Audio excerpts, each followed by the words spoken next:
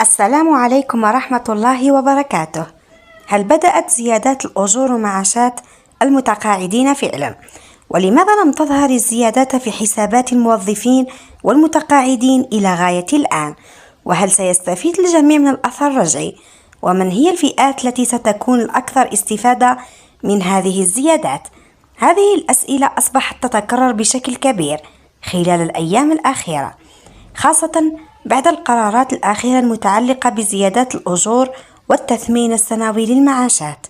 في هذا الفيديو سنوضح لكم كل التفاصيل بطريقة مبسطة، وسنكشف سبب تأخر صرف الزيادات وكيف سيتم احتساب الأثر الرجعي ومن هي الفئات التي ستستفيد أكثر.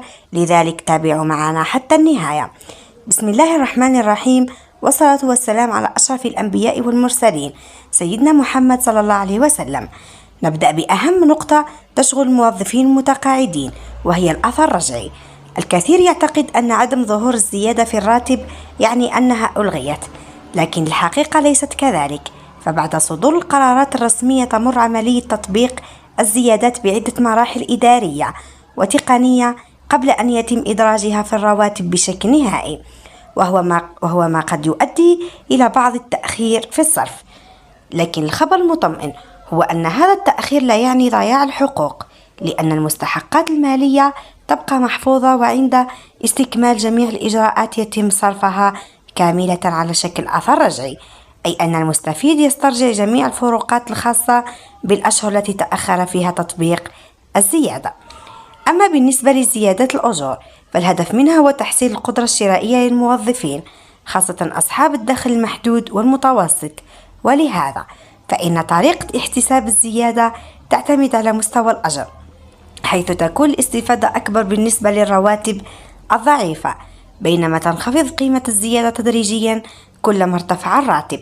وبالنسبة للمتقاعدين فإن مبدأ التثمين السنوي يعتمد على نفس الفكرة تقريبا، إذ تكون نسبة الاستفادة أكبر بالنسبة لأصحاب المعاشات الضعيفة والمتوسطة، في حين تكون الزيادة أقل بالنسبة لأصحاب المعاشات المرتفعة، وفق الآليات المعتمدة في النصوص التنظيمية. ومن بين أكثر الأسئلة تداولا أيضا، متى سيتم صرف الأثر الرجعي؟ الإجابة هي أن صرفه يكون مباشرة بعد الانتهاء من إدراج الزيادات في الرواتب. فعلى سبيل المثال، إذا تأخر تطبيق الزيادة لمدة 3 أشهر فإن المستفيد يحصل على قيمة تلك الأشهر كاملة دفعة واحدة، بالإضافة إلى راتبه الجديد بعد الزيادة. كما كثرت التساؤلات حول التثمين السنوي لسنتي 2025 و 2026، والتوضيح هنا أن كل التثمين يتم وفق القرارات الرسمية التي تصدر في وقتها، ويتم احتساب المستحقات ابتداء من التاريخ المحدد قانونا. أما أي معلومات يتم تداولها خارج الإعلانات الرسمية فيجب التعامل معها بحذر حتى لا يقع المواطن ضحية للإشاعات. وفي هذا الإطار ننصح دائما بالاعتماد على البيانات الرسمية والقرارات التنفيذية، لا السماع إلى الإشاعات.